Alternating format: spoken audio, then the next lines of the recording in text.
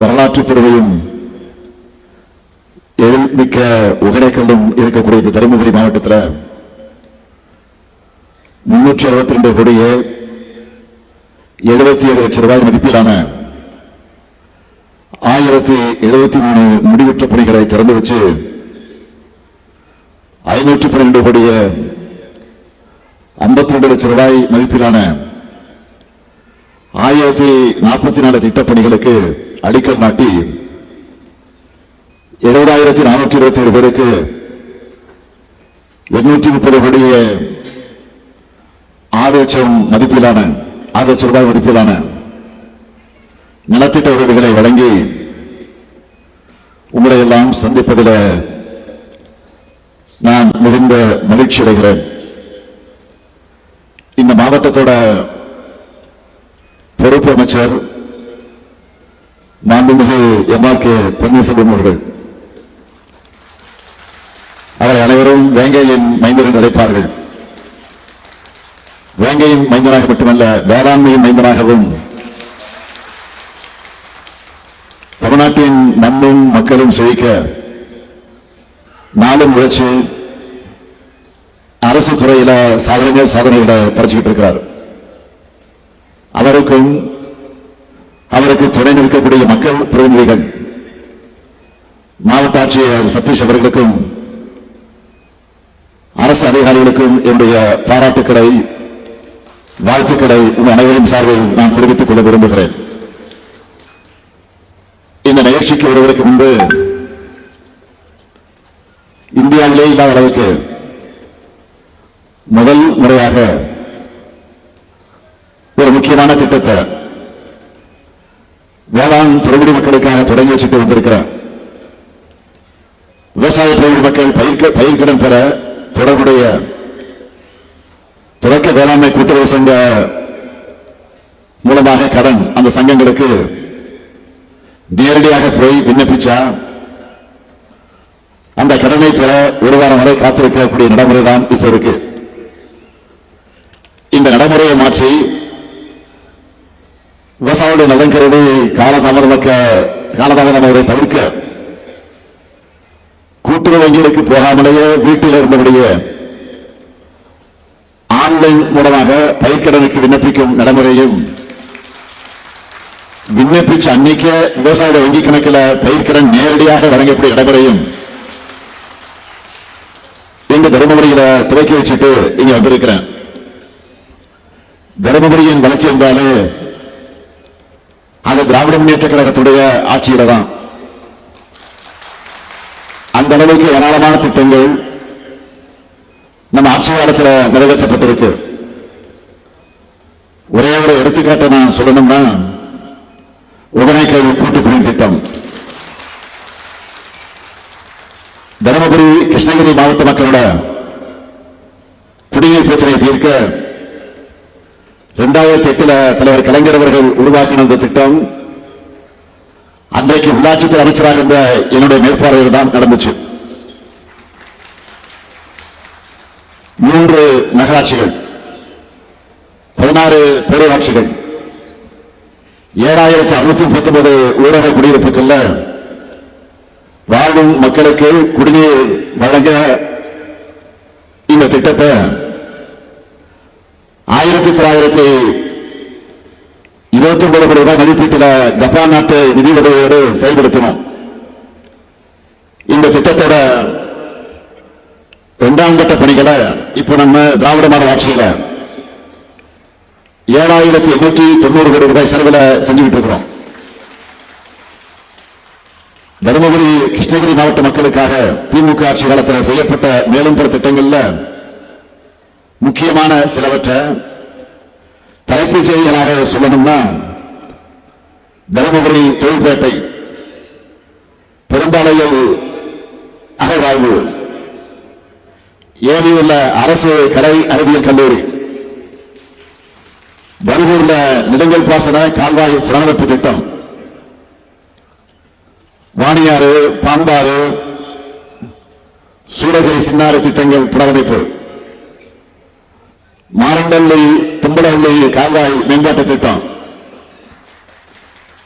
ஈச்ச ஈச்சம்பாடி அணை மற்றும் கால்வாய் மேம்பாட்டு திட்டங்கள், சிமெண்ட் தொழிற்சாலை, வள்ளல் அதிகமான் கோட்டம், விடுதலை போராட்ட வீரர் சுப்பிரமணிய அவர்களுக்கு நினைவு மண்டபம்னு ஏராளமான திட்டங்களை செஞ்சிருக்கிறோம்.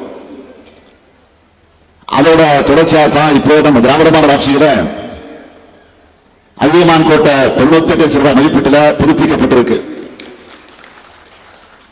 ஒகேனக்கல் சுற்றுலா மேம்படுத்தப்பட்டிருக்கு. தருமபுரி அரசு மருத்துவக் கல்லூரி மருத்துவமனையில் ஒருங்கிணைந்த பேறுகால அவசர சிகிச்சை மற்றும் சிசு தீவிர சிகிச்சை பராமரிப்பு மையம் அமைக்கப்பட்டிருக்கு. பேருந்து வசதியே இல்லாத 8 கிராம மக்கள் போக்குவரத்து வசதி பெற வத்தல் முனைக்கு முதலாக பேருந்து வசதி செஞ்சு தரப்பட்டிருக்கு. 40 புதிய பேருந்துகள் இயக்கப்பட்டிருக்கு. 1797 கோடி ரூபாய்க்கு சாலை பணிகள் மேற்கொள்ளப்பட்டிருக்கு. 1714 கோடி 4 லட்சம் ரூபாயில வளர்ச்சி திட்ட பணிகள் மேற்கொள்ளப்பட்டிருக்கு. பொதுப்பணித்துறை சார்பில் 30 கோடி 8 லட்சம் ரூபாய் மதிப்பிலான பணிகள் நடந்திருக்கு. சுற்றுலாத்துறை சார்பில் 19 கோடி 81 லட்சம் ரூபாய் மதிப்பிலான பணிகள் நடந்திருக்கு. நாத்தம்பட்டி ஊராட்சியில் மரகத பூஞ்சோலை உருவாக்கப்பட்டிருக்கு. பழங்குடி மக்கள் வாழும் பகுதிகளில் தண்ணீர் தொட்டிகள் கட்டப்பட்டிருக்கு. இந்த மாவட்ட மக்களுடைய நீண்ட நாள் கோரிக்கையான சிப்கா தொழில் பூங்கா திட்டம் இன்று திறக்கப்பட்டிருக்கு. தருமபுரி தொழில் பூங்காவுக்கு ஆரம்ப கட்ட பணிகளான அணுகு சாலை மற்றும் நுழைவாயில் தகவல் பலகை, தெரு விளக்குகள் மற்றும் இதரப்படை அமைக்கக்கூடிய பணி 12 கோடி 39 லட்சம் ரூபாய் திட்ட மதிப்பீட்டில் முடிக்கப்பட்டிருக்கு. இதில் அடுத்த கட்டமா 200 ஏக்கர் பரப்பளவில் உட்கட்டமைப்பு பணிகள் 93 கோடி ரூபாய்க்கு ஒப்பந்த புள்ளி கோரப்பட்டு இப்போ நடைபெற்று வருது. இப்போ தருமபுரி சிப்கா தொழில் பூங்காவில் இணையதளம் மூலமா 200 ஏக்கர் நிலத்தில் தொழில் முனைவர்களுக்காக நிலம் ஒதுக்கீடு செய்யக்கூடிய பணி நடைபெற்று வருது. இதுல 7 தொழில் நிறுவனங்களுக்கு இடஒதுக்கீடு இறுதி செய்யப்பட்டு இன்று உங்களுடைய முன்னிலையில் வழங்கப்பட்டிருக்கு. இப்படி பல்வேறு திட்டங்கள் தருமபுரி மாவட்டத்துக்கு செஞ்சு தரப்பட்டிருக்கு. மொத்தம் இந்த 4 ஆண்டு காலத்தில் இந்த மாவட்டத்தில் மட்டும் 447 கோடி 26 லட்சம் ரூபாயில 43,86,926 பயனாளர்களுக்கு நலத்திட்ட உதவிகள் வழங்கியிருக்கிறோம். அது மட்டுமல்ல, நம்ம ஆட்சியோட முத்திரை திட்டங்கள் இருக்கு. அதுல தருமபுரி மாவட்டத்தில் பயனடைந்தவங்க லிஸ்ட சொல்றேன், கொஞ்சம் பெருசுதான். கலைஞர் மகளிர் உரிமை தொகை 2,84,091 பேருக்கு 1000 ரூபாய் கொடுக்கிறோம். 22,087 புதுமை பெண்களுக்கும் 11,576 தமிழ் புதல்வர்களுக்கும் மாதந்தோறும் 1000 ரூபாய் கொடுக்கிறோம். 76,958 இளைஞர்களுக்கு நான் முதல்வன் என்ற திட்டத்தில் பயிற்சி கொடுத்து அவங்களோட திறனை மேம்படுத்தி இருக்கிறோம். 48,504 குழந்தைகள் காலை உணவு திட்டத்தில் சூடா சுவையா சத்தான உணவை சாப்பிடுறாங்க. 4,22,535 பேரை மக்களை தேடி மருத்துவ திட்டத்தில் கவனிச்சிட்டோம். கலைஞரின் மரபணு காப்பும் திட்டத்தில் 93,329 பேர் பயனடைந்திருக்கிறாங்க. இன்னுயிர் காப்போம் நம்மை காக்கும் 48 திட்டத்தில் 7,838 அந்த 838 பேரோட உயிரை அவங்க குடும்ப மகிழ்ச்சியையும் காப்பாற்றி இருக்கிறோம்.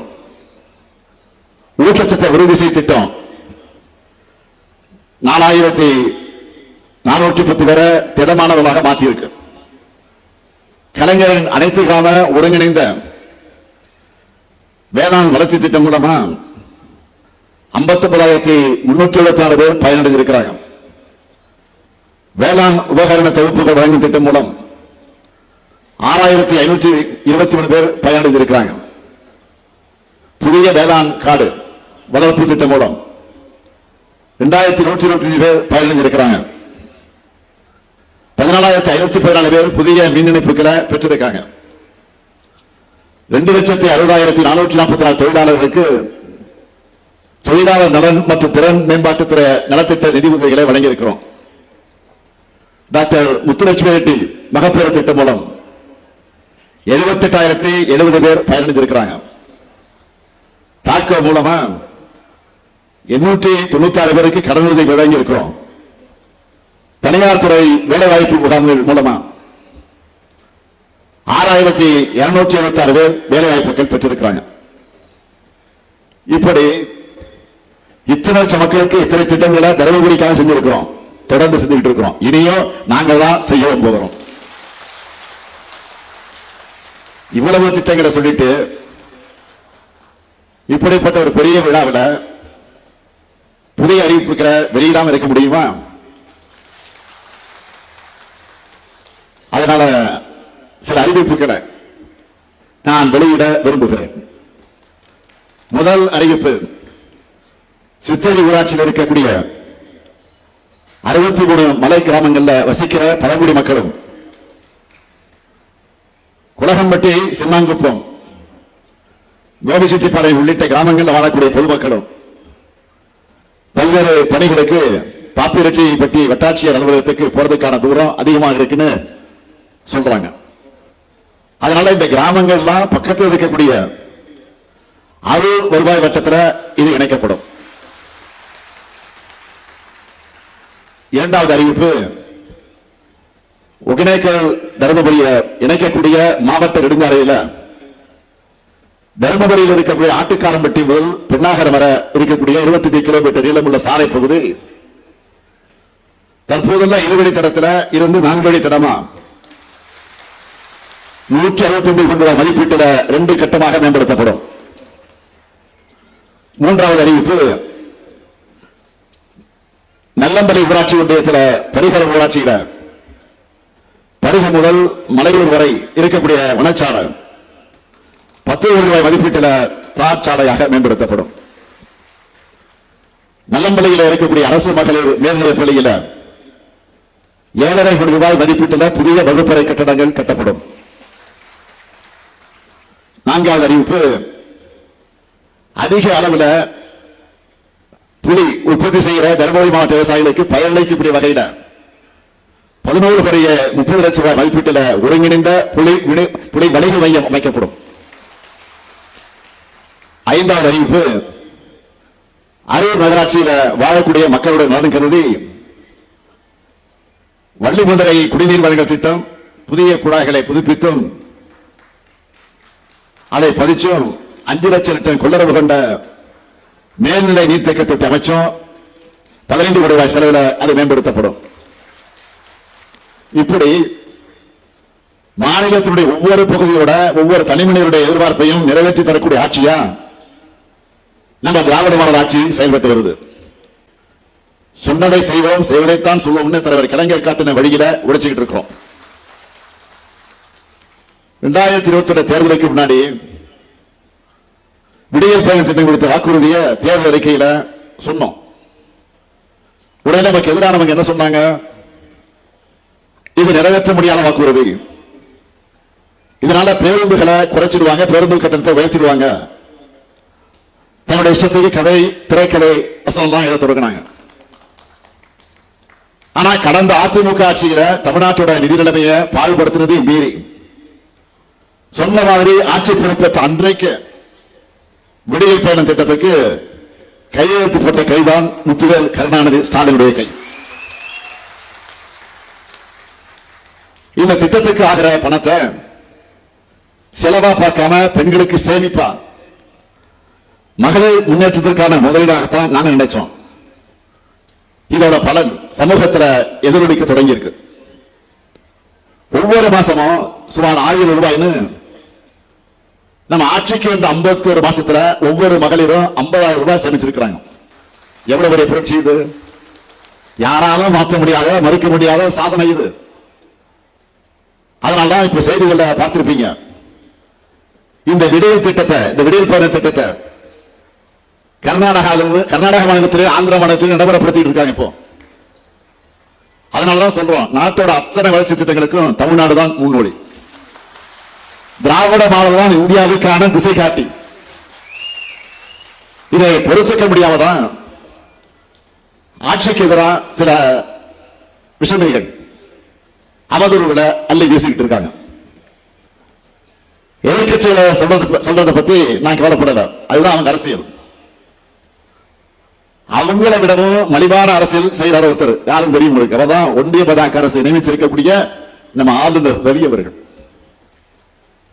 ஆளுநர் மாளிகையில் இருக்கிறவர் செய்யற வேலை என்ன தெரியுமா? திமுக ஆட்சி மேல அவதூறு பரப்புறார், திமுக மேல அவதூறு பரப்புவார், திராவிடத்தை பழிப்பார், சட்டங்களுக்கு ஒப்புதல் தர மாட்டார், இல்லாத திருக்குறளை அச்சிட்டு கொடுப்பார், தமிழ்தாய் வாழ்த்து அவமதிப்பார், நம்ம தமிழ்நாட்டுக்கு வரக்கூடிய இருக்கக்கூடிய மாணவர்களை ஈடுபடுத்துவார், தமிழ்நாட்டோட கல்வி, சட்டம் ஒழுங்கு, பெண்கள் பாதுகாப்பு பத்தி எல்லாம் உண்மைக்கு புறம்பா இல்லாத போலாத சொல்லி பீதியை கிளப்புவார். இதை மட்டும்தான் அவர் செய்கிறார். இந்தியாவிலே தலை சிறந்த மாநிலமா தமிழ்நாடு இருக்கு. இதை நாங்க மட்டும் சொல்றோமா, நீங்க மட்டும் சொல்றீங்களா? இல்ல, ஒன்றிய பாஜக அரசு வெளியிடுகிற புள்ளி விவரங்கள் சாட்சி இருக்கு. அது மட்டுமல்ல, இந்தியாவிலேயே பாஜக மாநிலங்களை விட தமிழ்நாடு எல்லா விதத்திலும் மிக சிறந்த மாநிலமாக இருக்கு. இதையெல்லாம் தாங்கிக்க முடியாம எரிச்சல்ல தன்னுடைய கோபத்தை புலம்பலா பொது மேடைகள்ல கொட்டி தீர்க்கிறார். பள்ளி கல்வியில இந்தியாவிலே தமிழ்நாடு 2வது இடத்தை பெற்றிருக்கிறோம். தமிழ்நாடு அமைதியான மாநிலமாக இருக்கிற காரணத்தினால்தான் இந்த 4 ஆண்டு காலத்துல 10 லட்சம் கோடி ரூபாய் மதிப்பிலான முதலீடுகளை நாம் வைத்திருக்கிறோம். பெண்களுக்கு பாதுகாப்பு இல்லையா, ஆளுநர் கண்டுபிடிச்சிருக்கிறார்.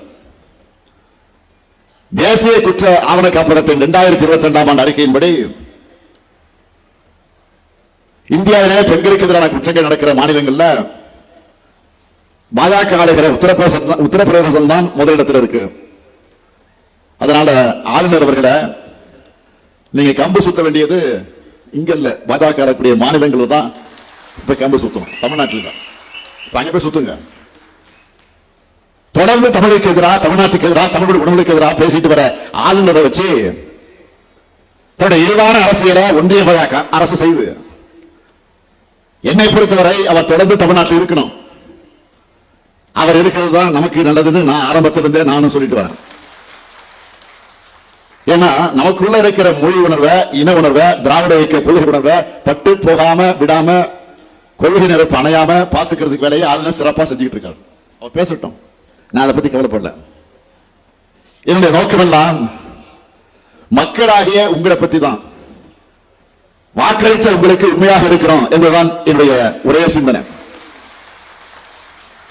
இந்த 2 வாரங்களுக்குள்ள 3 முக்கியமான திட்டங்களை தொடங்கி வச்சிருக்கிறேன். உங்களுடன் ஸ்டாலின், நலம் காக்கும் ஸ்டாலின், தாயுமானவர் திட்டம். இந்த திட்டங்களை பற்றி நான் அதிகம் விவரிக்க தேவையில்லை. ஏனென்றால் பயன்பெற்று வரக்கூடிய நீங்களே அந்த திட்டங்களுக்கு தூதுவராக மாறிட்டீங்க. இப்போ அரசு துறை செயல்கள்ல பொதுமக்களுடைய அனைத்து கோரிக்கைகளையும் உடனுக்குடன் நிறைவேற்றி வருது உங்களுடன் ஸ்டாலின். இதுவரை 3561 முகாம்களை நம்ம அரசு மேல, அரசு மீது நம்பிக்கை வச்சிருக்கக்கூடிய அந்த முழு நம்பிக்கையோடு 3,41,395 பேர் தங்களுடைய கோரிக்கைகளை மனுக்களாக கொடுத்திருக்கிறாங்க. நலம் காக்கும் ஸ்டாலின் திட்டத்தில் 74 முகாம்கள் மூலமா இதுவரை 92,841 பேர் பயனடைஞ்சிருக்கிறாங்க. தாயுமானவர் திட்டத்தில் முதியோர்கள், மாற்றுத்திறனாளிகள் குடும்பங்களை கண்டறிந்து அவங்க வீடுகளுக்கே நேரடியாக ரேஷன் பொருட்கள் தரப்படுது. இப்படி 21 லட்சம் குடும்பங்களுக்கு அரசு அத்தியாவசிய பொருட்களை கொண்டு போய் கொடுக்குது. வயசானவங்க ரேஷன் கிடைக்க வர தேவையில்லை, வரிசையில் நிற்க தேவையில்லை, பொருட்களை வீடு வரை கஷ்டப்பட்டு தூக்கிட்டு போக தேவையில்லை. இது எல்லாத்தையும் அரசு செஞ்சு தருது. இதன் மூலமா அரசுக்கு கூடுதல் செலவாகும் என்றாலும் அதை பற்றி நாங்கள் கவலைப்படல. அது செலவாக அரசோட கடமையாகத்தான் நாங்கள் நினைக்கிறோம். வீட்டுக்கே பொருள் வந்து சேர்ந்ததும் அந்த முதியோர்கள் கொடுத்துட்டு வர பேட்டிகள் எல்லாம் ஊடகங்களை நான் பார்த்தேன். உணர்ச்சி பெருக்கோடு நான் தெரிந்தெடுக்க அவங்க பேட்டி தராங்க. அந்த பேட்டிகளை பார்க்கும்போது நானும் அதிக உணர்ச்சி வசப்படுகிறேன், நெகிழ்ந்து போகிறேன். நான் முதலமைச்சரான நோக்கம் நிறைவேற்று இருக்கக்கூடிய நினைச்ச உள்ளபடியே மகிழ்ச்சி அடைஞ்சிட்டு இருக்கேன், மனநிறைவடைகிறேன். அடுத்து அமைய போகிறது உங்களுடைய முத்துவேல் கருணாநிதி ஸ்டாலின் ஆட்சி தான். திராவிட மாடல் 2.0 ஆட்சியில இந்தியாவில் அனைத்து துறையிலும் வளர்ந்த மாநிலமாக தமிழ்நாட்டை உயர்த்துவோம். உங்க எல்லாருடைய கோரிக்கைகள் நிறைவேற்ற ஆட்சியா நிச்சயம் இருக்கும் என சொல்லி நான் மீண்டும் என்ன சொல்லுகிறேன், இந்த ஆட்சி உங்களுக்கான ஆட்சி, மக்களுக்கான ஆட்சி, ஏழை எளியர்களுக்கான ஆட்சி, பாட்டாளி பெருமக்களுக்கான ஆட்சி, மகளிருக்கான ஆட்சி, இளைஞர்களுக்கான ஆட்சி, ஒட்டுமொத்த உங்களுக்கான ஆட்சி என்று சொல்லி விடைபெறுகிறேன். நன்றி, வணக்கம்.